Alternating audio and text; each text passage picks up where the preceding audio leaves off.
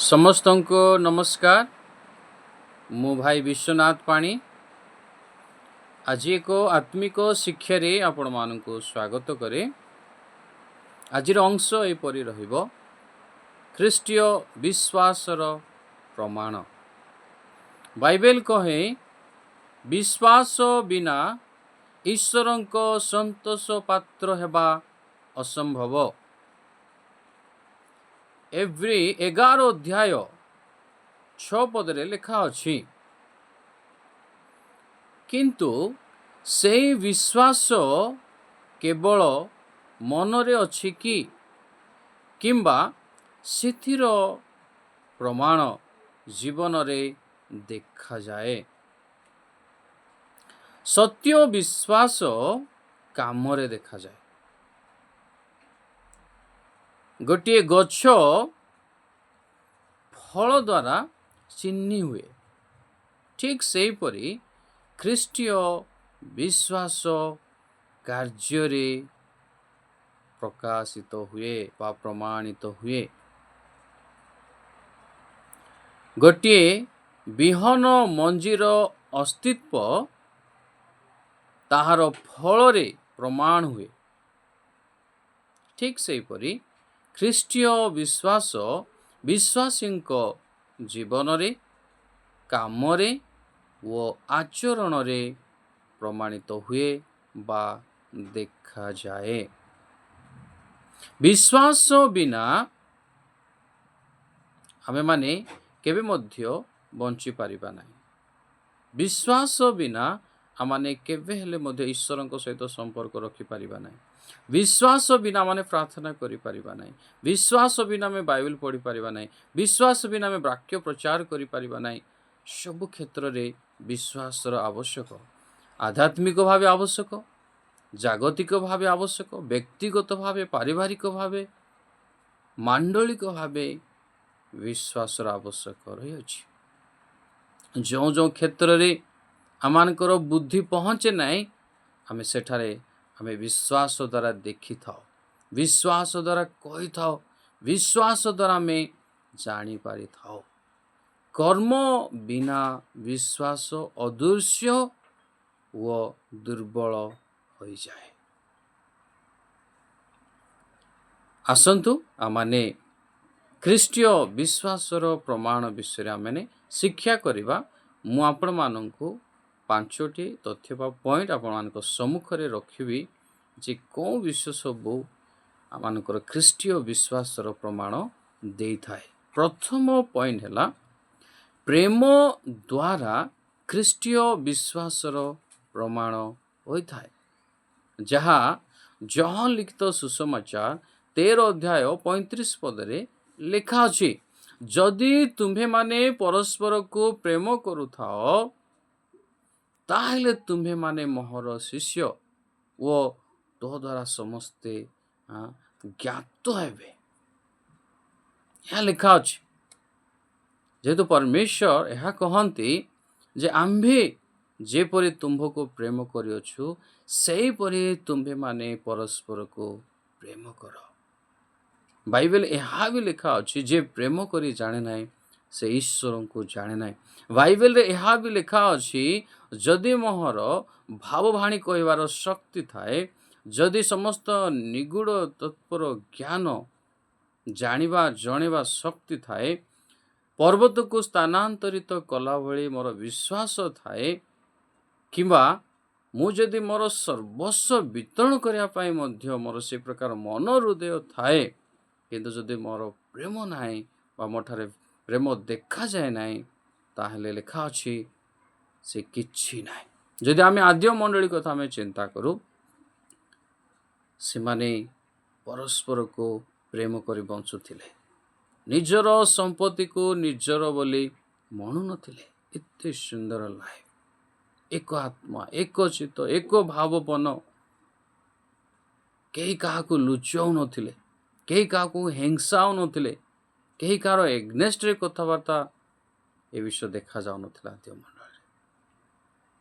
ତ ସତ୍ୟ ବିଶ୍ୱାସୀ ପ୍ରେମ ଦ୍ୱାରା ଚିହ୍ନା ଯାଏ ବା ପ୍ରେମ ଦ୍ୱାରା ଖ୍ରୀଷ୍ଟୀୟ ବିଶ୍ୱାସର ପ୍ରମାଣ ହୋଇଥାଏ। ଆମେ ଦ୍ୱିତୀୟ ପଏଣ୍ଟ ଦେଖିବା, ପବିତ୍ରତା ଜୀବନ ଦ୍ୱାରା ଖ୍ରୀଷ୍ଟୀୟ ବିଶ୍ୱାସର ପ୍ରମାଣ ହୋଇଥାଏ। ବାଇବେଲରେ ଲେଖା ଅଛି, ପ୍ରଥମ ପିତର 1:16 ଲେଖା ଅଛି, ତୁମ୍ଭେମାନେ ପବିତ୍ର ହୁଅ କାରଣ ଆମ୍ଭେମାନେ ପବିତ୍ର ଅଟୁ। ମୋର ପ୍ରିୟ ପ୍ରଭୁଙ୍କ ଲୋକମାନେ, ଆମମାନଙ୍କୁ ପବିତ୍ର କରିବା ପାଇଁ ପ୍ରଭୁ ଯୀଶୁ ଖ୍ରୀଷ୍ଟ କ୍ରୁଶରେ ବଳି ହେଲେ, ପ୍ରାଣ ଦେଲେ, ରକ୍ତ ଝରେଇବାକୁ ପଡ଼ିଲା ଈଶ୍ୱରଙ୍କୁ, ଆମ ଲାଗି ରକ୍ତ ଢାଳି ଦେଲେ। ତାଙ୍କ ପବିତ୍ର ରକ୍ତରେ ଆମମାନଙ୍କର ସମସ୍ତ ଅଧର୍ମ ପରିଷ୍କୃତ ହୁଏ ଯେତେବେଳେ ଆମେ ପ୍ରଭୁ ଯୀଶୁ ଖ୍ରୀଷ୍ଟଙ୍କୁ ବିଶ୍ୱାସ କରିଛୁ। ବା ଯେଉଁମାନେ ଆଜି କରୁଛନ୍ତି ବା କରିବେ, କେବଳ ପ୍ରଭୁ ଯୀଶୁ ଖ୍ରୀଷ୍ଟଙ୍କ ରକ୍ତ ଦ୍ୱାରା ହିଁ ପାପ କ୍ଷମା ଅଛି, ପବିତ୍ରତା ଅଛି। ଆଉ ପରମେଶ୍ୱର ମଧ୍ୟ ଚାହାନ୍ତି ଆମମାନଙ୍କର ପବିତ୍ରତା। ଆମେମାନେ ପବିତ୍ର ଜୀବନଯାପନ କରିବା ଦ୍ୱାରା ହିଁ ଖ୍ରୀଷ୍ଟୀୟ ବିଶ୍ୱାସର ପ୍ରମାଣ ଆମେ କରିଥାଉ। ଯଦି ଆମେ ଦାନିଏଲଙ୍କ ଜୀବନକୁ ଆମେ ଦେଖିବା, ଉଦାହରଣ ସ୍ୱରୂପ ନେବା, ଯେତେବେଳେ ଦାନିଏଲଙ୍କୁ ବନ୍ଦୀ କରି ବାବିଲ ଦେଶକୁ ନେଇଗଲେ, ଆଉ ସେଠାରେ ଆମେ ଦେଖୁଛୁ ଦାନିଏଲଙ୍କୁ ରାଜାଙ୍କ ଖାଦ୍ୟ ପାନୀୟ ଦ୍ରାକ୍ଷାରସ ଦେବା ନିମନ୍ତେ ସେଇ ଅବକାଶ ଦାନିଏଲଙ୍କୁ ମିଳିଲା। ତଥାପି ଦାନିଏଲ ରାଜାଙ୍କର ସେ ଖାଦ୍ୟ ପାନୀୟ ଦ୍ରାକ୍ଷାରସକୁ ଗ୍ରହଣ କରିବା ପାଇଁ ସେ ପସନ୍ଦ କଲେ ନାହିଁ, ଇଚ୍ଛା କଲେ ନାହିଁ, ଯେହେତୁ ସେସବୁରେ ମୁଁ ଅଶୁଚି ଯେପରି ନ ହୁଏ, ଆତ୍ମାକୁ ମଳିନ ଯେପରି ନ କରେ। ସତ୍ୟ ବିଶ୍ୱାସୀମାନେ ପୃଥିବୀ ଠାରୁ ଭିନ୍ନ ହେବା ଦରକାର। ଆମେ ଯଦି ଦେଖିବା ତୃତୀୟ ପଏଣ୍ଟ, ଈଶ୍ୱରଙ୍କ ଆଜ୍ଞା ପାଳନ ଦ୍ୱାରା ହିଁ ଖ୍ରୀଷ୍ଟୀୟ ବିଶ୍ୱାସର ପ୍ରମାଣ ହୋଇଥାଏ। ଯଦି ଆମେ ଦେଖୁ ଯାକୁବ 2:26 ଲେଖା ଅଛି, କର୍ମ ବିନା ବିଶ୍ୱାସ ମୃତ। ଯଦି ଆମେ ଏକ ଉଦାହରଣ ନେବା ଅବ୍ରାହମଙ୍କ ବିଷୟରେ, ଅବ୍ରାହମ ଈଶ୍ୱରଙ୍କୁ ବିଶ୍ୱାସ କରୁଥିବାରୁ ତାଙ୍କର ଏକମାତ୍ର ପୁତ୍ର ଇସାକଙ୍କୁ, ଯିଏକି ସାରାଙ୍କ ଠାରୁ ଜାତ ହୋଇଥିଲେ, ତାଙ୍କୁ ବଳିଦାନ କରିବା ପାଇଁ ମଧ୍ୟ ସେ ପଛେଇଲେ ନାହିଁ। ବଳିଦାନ କରିବା ପାଇଁ ସେ ପରମେଶ୍ୱରଙ୍କ ଆଜ୍ଞା ବହିଲେ। ଆମେ ସେଥିରେ ଆମେ ପାଉଛୁ ଆଜ୍ଞା ପାଳନ ଦ୍ୱାରା ବିଶ୍ୱାସର ପ୍ରମାଣ ବିଷୟକୁ।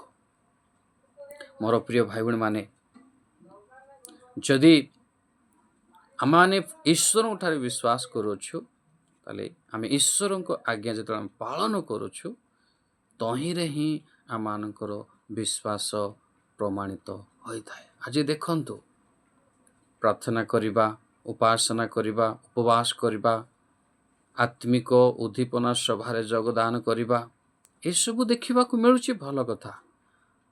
ଯଦି ଆମେ ଈଶ୍ୱରଙ୍କର ବାକ୍ୟକୁ ଯଦି ପାଳନ କରୁନାହୁଁ, ତାହେଲେ ଆମମାନଙ୍କର ବିଶ୍ୱାସ ସେଠାରେ ପ୍ରମାଣିତ ହେଉନାହିଁ। ଆମେ ବାଇବେଲ ପଢ଼ୁଛୁ, ଏହିପରି ବାଇବେଲ ଶିକ୍ଷା ଦେଉଛୁ। ବାକ୍ୟ ପାଳନ ଖ୍ରୀଷ୍ଟୀୟ ଜୀବନର ମୁଖ୍ୟ ବିଷୟ ମଧ୍ୟ କହିପାରିବା। ଯଦି ଆମେ ଚତୁର୍ଥ ବିଷୟକୁ ଦେଖିବା, ସହନଶୀଳତା ଦ୍ୱାରା ଖ୍ରୀଷ୍ଟୀୟ ବିଶ୍ୱାସର ପ୍ରମାଣିତ ହୋଇଥାଏ। ଯାକୁବ 1:12 ଲେଖା ଅଛି, ଯେ ସହନଶୀଳ ସେ ଧନ୍ୟ। ପରୀକ୍ଷା, ଦୁଃଖ, କଷ୍ଟ ଅବସ୍ଥାରେ ମଧ୍ୟ ସତ୍ୟ ବିଶ୍ୱାସୀଙ୍କ ବିଶ୍ୱାସ ପରୀକ୍ଷିତ ହୋଇଥାଏ, ପ୍ରମାଣିତ ହୋଇଥାଏ। ଯଦି ଆମେ ଉଦାହରଣ ସ୍ୱରୂପ ଆଇବଙ୍କ କଥା ଆମେ ଯଦି ଦେଖିବା, ଆଇବଙ୍କ ଜୀବନରେ ପରୀକ୍ଷା ଆସିଲା, କଷ୍ଟ ଆସିଲା, ଦୁଃଖ ଆସିଲା, ପରିସ୍ଥିତି ଆସିଲା, ପିଲାମାନେ ମରିଗଲେ, ଧନ ସମ୍ପତ୍ତି ସବୁ ଲୋକମାନେ ଲୁଟ୍ କରି ନେଇଗଲେ, ସ୍ତ୍ରୀ ଚାଲି ଯାଉଛି ତାଙ୍କର ରୁଗ୍ଣ ଅବସ୍ଥାରେ, ତଥାପି ପରମେଶ୍ୱରଙ୍କୁ ସେ ତ୍ୟାଗ କଲେ ନାହିଁ। ଏଇ ଯେଉଁ ସହନଶୀଳ, ଏଇ ଯେଉଁ ଧୈର୍ଯ୍ୟ, ବିଶ୍ୱାସରେ ସ୍ଥିର, ଏହା ଖ୍ରୀଷ୍ଟୀୟ ବିଶ୍ୱାସର ପ୍ରମାଣ ଅଟେ। ଆଜି ଯେତେବେଳେ ପରୀକ୍ଷା ଆସୁଛି, ଦୁଃଖ ଆସୁଛି, ପରିସ୍ଥିତି ଆସୁଛି, ଚାହେ ସେଟା ସୁଖ ସମୟରେ ହଉ, ଦୁଃଖ ସମୟରେ ହଉ, ପରିସ୍ଥିତି ସମୟରେ ହଉ, ଆମମାନେ ସେଇ ସମୟରେ ଆମେ ବିଶ୍ୱାସକୁ ଧରି ରଖିପାରୁଛେ କି? ସେଇ ସମୟରେ ଆମେ ଧୈର୍ଯ୍ୟ ହେଇପାରୁଛେ କି? ସେଇ ସମୟରେ ଆମେ ଈଶ୍ୱରଙ୍କୁ ଆପଣାର ବଳ କରୁଛେ କି? ଯେମିତି ଆଇବ ଈଶ୍ୱରଙ୍କୁ ଆପଣାର ବଳ କଲା, ତ୍ୟାଗ କଲେ ନାହିଁ। ସେଥିରେ ଆମେ ସେଠାରେ କ'ଣ ପାଉଛୁ? ବିଶ୍ୱାସର ପ୍ରମାଣ। ଆମମାନଙ୍କୁ ମଧ୍ୟ ଏହିପରି ହେବା ଆବଶ୍ୟକ। ଆମେ ଯଦି ଦେଖିବା ପଞ୍ଚମ ପଏଣ୍ଟ, ସୁସମାଚାର ପ୍ରଚାର ଦ୍ୱାରା ଖ୍ରୀଷ୍ଟୀୟ ବିଶ୍ୱାସର ପ୍ରମାଣ ହୋଇଥାଏ। ରୋମିଓ 1:16 ଲେଖା ଅଛି, ପାଉଲ କହନ୍ତି, ମୁଁ ସୁସମାଚାର ପ୍ରଚାର କରିବା ନିମନ୍ତେ ମୁଁ ଲଜ୍ଜା ବୋଧ କରୁନାହିଁ, ଯେହେତୁ ତାହା ପ୍ରତ୍ୟେକ ବିଶ୍ୱାସୀ ପକ୍ଷରେ ପରିତ୍ରାଣ ନିମନ୍ତେ ଈଶ୍ୱରଙ୍କ ଶକ୍ତି ଅଟେ। ଯଦି ଆମେ ଉଦାହରଣ ସ୍ୱରୂପ ପାଉଲଙ୍କ ଜୀବନକୁ ନେବା, ପ୍ରଭୁଙ୍କ ଦାସଙ୍କ ଜୀବନ, କାରାଗାରରେ, ପୀଡ଼ା ସମୟରେ, କଷ୍ଟ ସମୟରେ, ଆପଦ ସମୟରେ ଯୀଶୁଖ୍ରୀଷ୍ଟଙ୍କର ସୁସମାଚାରକୁ ସେ ପ୍ରଚାର କଲେ। ଯଦି ଆମମାନଙ୍କ ଜୀବନକୁ ଦେଖିବା, ଆମେ ପ୍ରଭୁ ଯୀଶୁଖ୍ରୀଷ୍ଟଙ୍କୁ ବିଶ୍ୱାସ କରିଛୁ, ଗ୍ରହଣ କରିଛୁ, ଯିଏକି ଆମମାନଙ୍କ ପାଇଁ କ୍ରୁଶରେ ବଳି ହେଲେ, ସମାଧିସ୍ଥ ହେଲେ, ପୁନରୁତ୍ଥିତ ହେଲେ, ଆଉ ଆମମାନଙ୍କୁ ମହାନ ଆଦେଶ ମିଳିଛି ସୁସମାଚାର ପ୍ରଚାର କରିବା ନିମନ୍ତେ, ବାପ୍ତିସ୍ମ ଦେବା ନିମନ୍ତେ, ଶିଷ୍ୟ କରିବା ନିମନ୍ତେ। ଆଜି ଆମମାନଙ୍କର ବ୍ୟକ୍ତିଗତ ଜୀବନକୁ ଦେଖୁ, ପରିବାରକୁ ମଧ୍ୟ ଆମେ ଜଡ଼ିତ କରୁ ଏବଂ ମଣ୍ଡଳୀକୁ ମଧ୍ୟ ଜଡ଼ିତ କରି ଏ ବିଷୟ ଦେଖୁ ଯେ ଆମମାନଙ୍କର ବିଶ୍ୱାସ ସୁସମାଚାର ଦ୍ୱାରା ଆମେ ପ୍ରଚାର କରୁଛୁ, ସେତେବେଳେ ପ୍ରମାଣିତ ହୋଇଥାଏ। ଆମେ ଲଜ୍ଜା କରିବାକୁ ନାହିଁ, ଭୟ କରିବାକୁ ନାହିଁ, ଯେହେତୁ ବିଶ୍ୱାସରେ ଜୀବନ ଅଛି, ବିଶ୍ୱାସରେ ଶକ୍ତି ଅଛି, ଆଉ ଏହି ପ୍ରକାର ବିଶ୍ୱାସ ଈଶ୍ୱରଙ୍କୁ ସନ୍ତୋଷ କରିଥାଏ। ତ ଏଠାରେ ଆମେ କ'ଣ ସାରାଂଶ ପାଇଲୁ? ଖ୍ରୀଷ୍ଟୀୟ ବିଶ୍ୱାସର ପ୍ରମାଣ ଆମେ କ'ଣ ଦେଖିଲୁ ଏଠାରେ?